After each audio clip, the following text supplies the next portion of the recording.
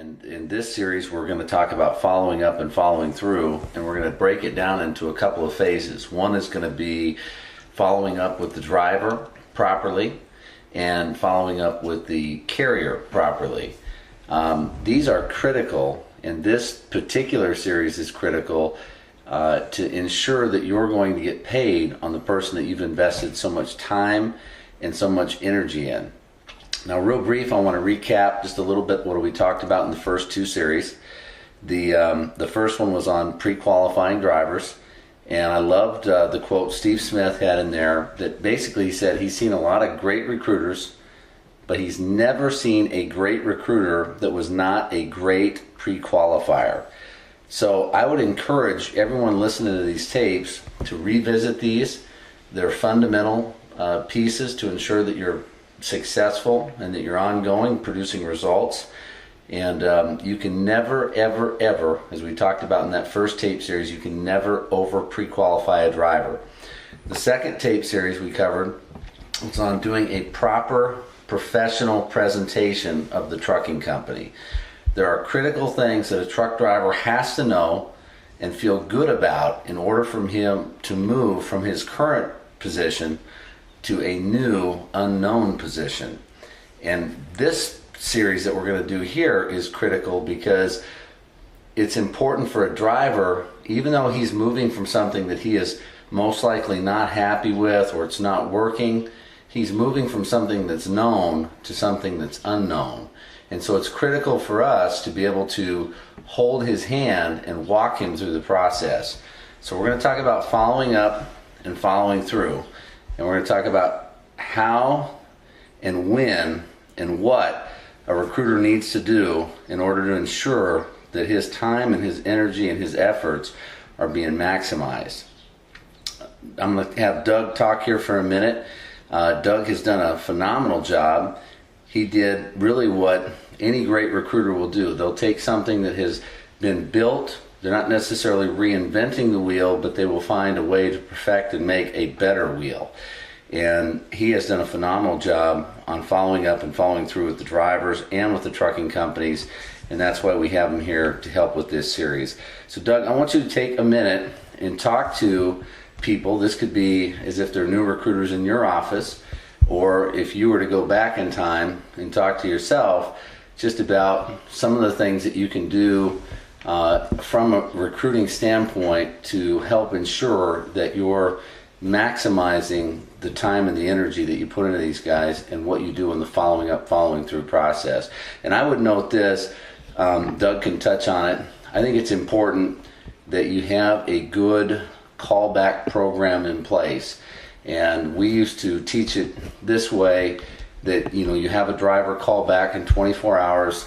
It's a good time to be able to assess and evaluate how effectively did you close this guy? Did you really solve the problem? If he doesn't call you back, you may have a problem. And so that's a time that you can address that. And B, it just helps to start to get the communication and the relationship building to become that much stronger. So why don't you talk about, once you submit an application to a trucking company, start at whatever point you feel good about that would pertain to this, but what are some of the critical things that a recruiter should know in order to make sure that they're properly following at this point too? You can say, hey, look, your application was excellent.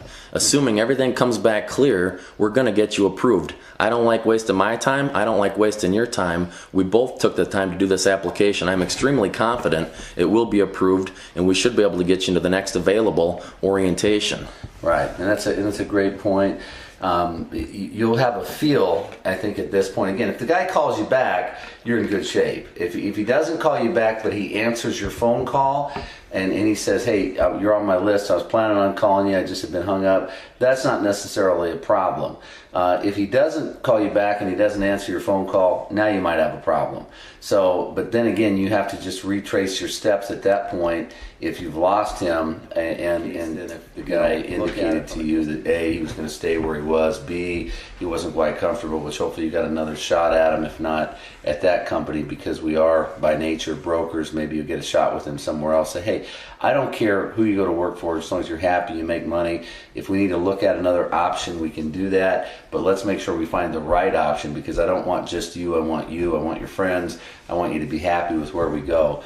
Okay, so the 24-hour point is just a good place to touch base. The 48-hour point, we're probably going to have more information. I would take a second here just to say, ideally, we strive for and we ask the companies we work with to at least give us some type of notification once they receive an application from you. That's to let you know, hey, I got it, I'm running with it, and I'll get back in touch with you. Typically, they need 48 hours to really have any kind of maybe a 70%, 80% idea of whether or not they're going to be able to hire this guy. But the 24-hour point, just so I cover that again, that's to touch base with the driver. That's nothing else than to probably hold his hand, make him feel good, and that you're progressing and that you didn't miss anything with him, that he is in fact still, you know, hot on the burner. The 48-hour point is going to be critical, because now they're probably going to be able to give you some kind of information to let you know whether or not this guy is going to fly. And you mentioned what I thought was good. It's always important, it's not a bad idea to call the driver first before you call the trucking company or send the trucking company an email, because oftentimes if they really like the candidate, they're not going to wait necessarily to call you. They may call them direct and say, hey, you look great, we want to have you in here. And so that communication may go directly to the driver. Some companies do it, that they do it through us. Some of them do it through the driver. Part of what we have to do is be able to adapt to the way they like to do business with us. And then it's up to us to decide if that meets within our parameters of comfort. You're talking about 48 hours. How many more times are you going to follow up and follow through and talk to this guy between the time you started and the time that guy physically gets driver into a almost truck? every day, and I'm going to talk to him every time there's an update on his file. Okay, now at 48 hours, these carriers should have, and it's not always the case, because you know they get swamped with applications sometimes, and it's just not possible to get to everything.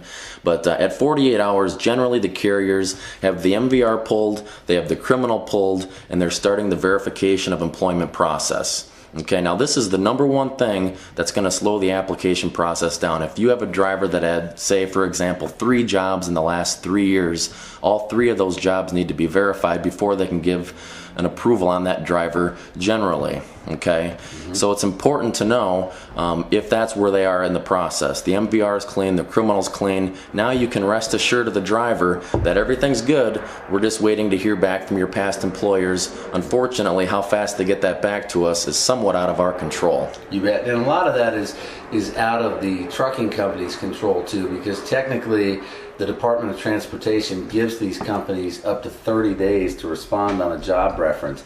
It's very important that you know as a recruiter that all trucking jobs by law have to be verified by the hiring company, including drug and alcohol results. And so many times the trucking companies are at the mercy of another company getting those reports back. And you can pretty much rest assured, whether they say it to you or not in an email or over the phone, that you know that the DAC and the MVR and the criminal history are done within 48, no more than 72 hours. If a guy has still not been approved at that point, it has to do with his previous employment. It has to do with drug and alcohol test results getting back. It has to do with their legal department and their insurance company saying, yeah, we'll sign off on this guy. Sometimes they offer him a contingent. They'll say, we'll give him a job, and provided that nothing shows up after you get here, you're good to go. But usually they're going to wait to at least get that 3 years back, because by law that's a requirement. That's exactly right. And it's also important to communicate to the driver what's happening. What Scott just said, you can communicate to the driver, look, we're just waiting to hear back from your past employers. This is what we're waiting on. In some cases, you can ask the driver to help out. Maybe he came from a smaller carrier with 3 trucks, and John Doe, the truck owner, is not getting back to Transport America, for example. Have the driver step in and help. Have him walk over to his house. Have them just give them a phone call and say, hey, could you please get that verification of employment back to Transport America? It's the little things like that that'll make a big difference in getting your application approved in a timely manner.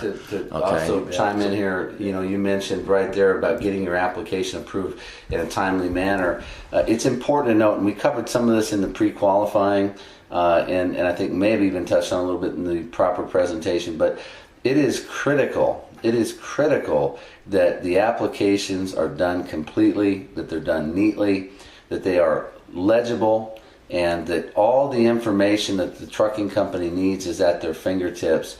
And if you don't have things, if there's things that are missing, if there's gaps in employment, if there's not details on incidents and accidents, and things on their driving record or their background, criminal history, or terminations of employment, those are all things that are going to delay the process. So to the degree that we have power to control from our side the processing time, we need to do that. You touched on getting the driver involved. What you want to do, Scott, is you want to put your shoes as if you were the processor. You want to envision, what if I was processing this file? What information am I going to need to get an approval? Okay, are there gaps of unemployment on the application? If so, we need to say on the application what those gaps of unemployment were and what that driver was doing. Are the phone numbers accurate? Are they going to work when they call these places? Is it going to ring? Is somebody going to answer? Okay. It's important to type the applications. I never send in an application with chicken scratch that the driver jotted down. I always retype the applications so it can be read quickly. And trust me, processors at these carriers are definitely gonna, if they see one application that's typed and one application that's not typed, which one would you pick up first? You bet. Okay. You bet. And it's important, even as you mentioned about retyping an application, I think it's important that in general the recruiter is always the one that takes the application themselves, because if there are questions, you're able to get the detailed information that's going to be necessary to make a decision on this guy. So the communication, starts and it backs up to some of the pre-qualifying, but in order for this to happen in a timely manner, in order for your follow-up and follow-through with the trucking company to be in a healthy nature, and they can see that this person takes it very personally and very professionally to make sure that all of the I's are dotted, the T's are crossed, and all the information they need at their fingertips to be able to go to somebody in safety or their boss or whoever, if a guy is on the border, to get him approved, that they have all of that information. So that's critical in your communication and your following up with the companies. If when you talk to the trucking company, they say, hey, everything looks great, fantastic, that's an awesome thing to hear. If when you talk to the trucking company, they say, hey, I need to know about this, I need to know about this, I need to know about that, then you need to slow down, you need to take a look at, back up, and you need to listen to these tapes, and you need to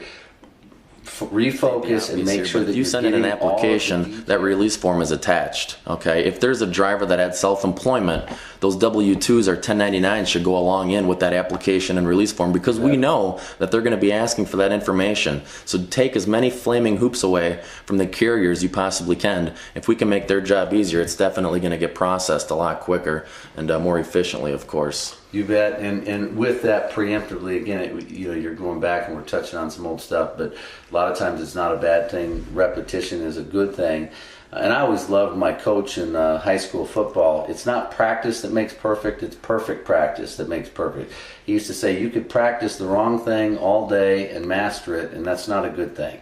So you got to back up, go through the fundamentals, pre-qualifying, all of the things that are going to be potential roadblocks or hang-ups, whether it's unemployment, whether it's medical stuff, if they indicate they have medications they're on, the carrier is going to want more information on that. It's going to be important that you provide them with all the stuff that they need to help this application get a thumbs up or a thumbs down as quickly as is possible within the parameters that they have to work with. It's probably a good idea to get the release form first, because we don't want to leave these carriers stranded with no release form after they ran the MVR and criminal, so they can do the verification of employment. So before we're doing those applications, I think it's also very important to get the release forms up front before we type those into 10th Street. You bet. Well, and another thing is, I personally, the philosophy that we would preach is you don't submit an application without a release form. If a guy is serious about a job, if he's really sold on that job, he's going to get you a release form. It costs the trucking companies time and money and energy and effort to process any file that we submit to them. So we want to make sure that this guy is as golden as possible, and it's going to help them to get the stuff back they need as quick as they possibly can get it back. And so the more they have, the release form is critical. They can't get a DNA, drug and alcohol, they can't get a reference back, they can't get any of the things done that they truly need done to be able to be within the DOT guidelines and parameters for making a decision on a guy. So it's a good point you brought up. Get the release form, get everything that they need. Is there something else that you would think about in the communication process as far as talking to this guy? Do you talk to the guy once he's at orientation? What do you do in the scenario from the time the guy is now? Well, assuming all these actions were taken properly, you really should have an approval after 2 to 3 days of submitting the application. And once that approval comes, yes, now we got to get this driver scheduled for orientation. And you got 2 scenarios. 1, the driver's currently employed, or 2, the guy's sitting on the couch at home. Okay, so it's always important, number 1, for the guy that's sitting at home, you want to put a sense of urgency to get him into orientation as fast as possible to take him off the market. Okay, if he's got weddings, if he has vacations, that guy is not 100% serious to get back to work as fast as he probably should be. So you want to definitely light a fire under his butt to get him into orientation as fast as possible. The other scenario, when the guy's currently employed, you got to be a little more delicate with these guys, but you still have to coach him properly, and you might even have to tell him how to turn in his truck, when he should turn in his truck, and how he should notify his carrier that he's leaving and he found another job. And a lot of these carriers right now, they know that it's easier to retain a driver than it is to hire a new one. So they're gonna do everything they can to hold on to that driver, and you got to warm your driver up for that phone call because he's gonna get it. Sure.